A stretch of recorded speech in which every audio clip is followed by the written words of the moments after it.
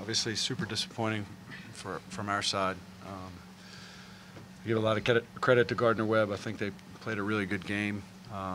You know, on short turnaround, I think their game plan was good.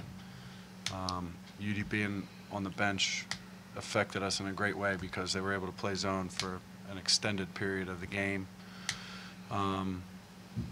It was effective. I think we still were okay.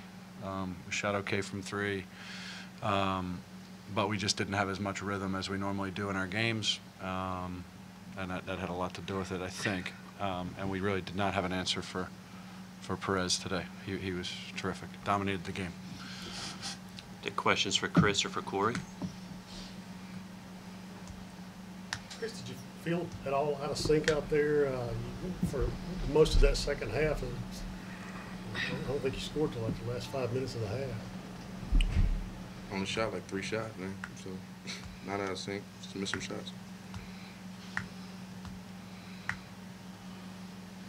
Obviously, this isn't the way either of you probably anticipated this ending. But can you just kind of touch on, Chris, the legacy that you've left at Campbell and what these past 4 years have meant?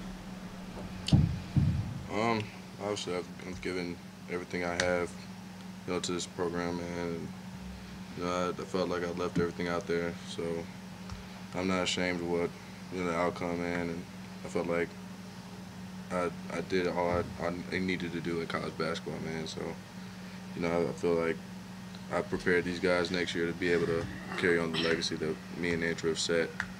And that's all I could ever ask for, man. Corey, you were able to step up your team tonight. Just good performance by you. The guy didn't tonight playing well. I mean, like Coach said, UD was dealing with some foul trouble, so we had some different lineups in there. Isaac also played very well. We just didn't do enough. Other questions for Chris or for Corey?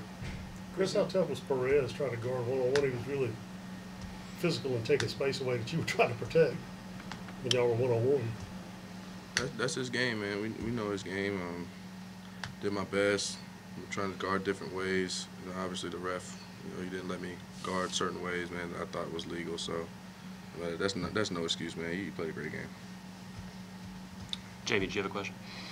I thought I saw you just. I appreciate you hear all the talk about first round game against Duke or Carolina, and now that's all gone. Now you guys obviously didn't listen to that, but how nice would that have been? I don't know, man. I'm not gonna get to play it, so. That's a tough question to ask. Bracketology. Basketball will be played with the regular season champions. They're going to the NIT. Bracketology is running rampant, right? There's about 5,000 brackets. They're just projecting who might win the conference tournament. 50 of them were Radford, 50 of them were Campbell. Right? Yeah, it would have been nice. We're going to play in the NIT, probably against a really good team, probably win. Sorry. You could play here, NIT, obviously, the way that works. If this was your last time walking off the court, what were the thoughts in your head? Well, again, I don't have anything to prove to anybody. I feel like I did all I could for this program.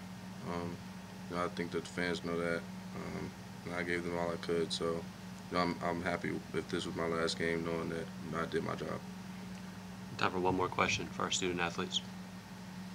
Okay. Chris, Corey, thank you for your time. Yep.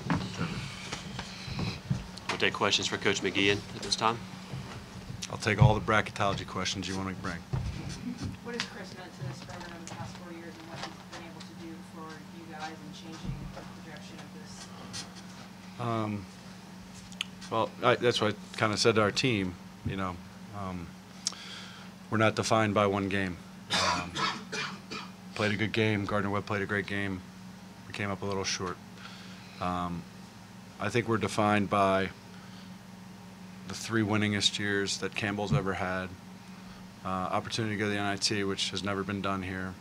20-win season, which I believe ties the most in school history in a single season. That has all happened with Chris and Andrew as our foundations.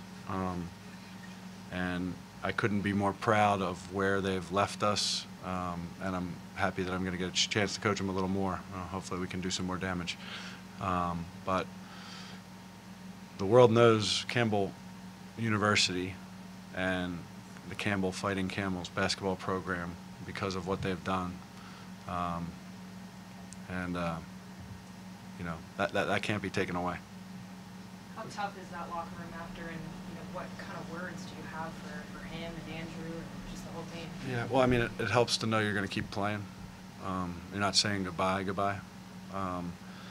Obviously, everybody knows how hard college basketball is. We've been talking for all week. I mean, last week when we were trying to get to the point where we won the regular season and had an opportunity to host. We're playing 40 minutes to try to play the next 40. I mean, that's all it was, and we probably needed 42 minutes tonight because we made a comeback and gave ourselves a chance. So I just talked about, you know, being proud and keeping their heads up and realizing what they've done, and that we're going to get a chance to go play somebody else and play well. Coach, the way Corey stepped up, Coach, I mean, how big was he tonight for you guys? Yeah, he played a really good game. I mean, obviously, when Andrew was out, we needed some spark from, you know, we needed some more. The zone just felt like we were a little bit high, like we were higher. We didn't get the ball in and down like we like to, and that's probably because you have a 6'4" guy in the middle as opposed to a 6'7", 6'8" guy. But I thought those guys did a nice job, both Isaac and Corey, of making plays when the opportunities arose, and that was a big boost for us. That's one of the main reasons why we had a chance. Coach, you used the word, I guess, proud and pride. What kind of pride do you think it is now to, you know, wear the Campbell orange? What type of pride do you think you built, the team built within the program, to now be proud to walk out with the Campbell orange? And, you know, as opposed to, you know, 5, 10, 15 years ago, possibly that wasn't there. Yeah, I mean, I think partly it's what we've done, partly there's a real recognizable thing in what Campbell is now, Campbell basketball, and so that's something to be proud of. You know, I think the biggest thing is that these two guys are going to graduate, and next year we're going to walk onto the court in the first game of the season, and my team's going to expect to win. They're going to feel like they're going to be able to win basketball games. It doesn't matter. I mean, these guys were terrific, and I know it's going to be we're going to have a lot of work to do to get better. But there's an expectation of winning now around here, and that's the culture that has been set. And that's what gives you pride in Campbell and what we're doing. Kevin, after the game, at high point, Tubby said that the offense runs through Chris, but in reality it doesn't really run through Andrew, and his a little bit both. All that time he was missing in the second half really sort of made it a lot more difficult, didn't it? Yeah, and I mean, it's the case when they're playing zone, but also when they're playing man-to-man. I mean, a lot of what we do runs through Andrew. I mean, it's a complementary type offense. They both have parts in it that are vital, and that's why they've been such an effective 1-2 punch, trying to always figure out ways to put them in better positions or give them opportunities to do more to help themselves and help the team. How much did it matter that he wasn't on the defensive end of the floor? And Perez was kind of able to dictate. Yeah, you know, because of the press, we were mismatched quite a bit.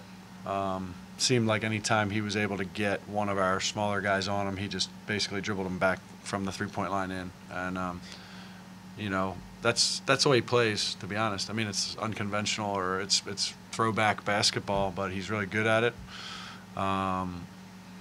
Again, we tried to make some adjustments late, and our guys just weren't able to do them on the fly. You know, that's one of those things where had we, you know, and in fairness to everybody, it's like this was something we were going to try.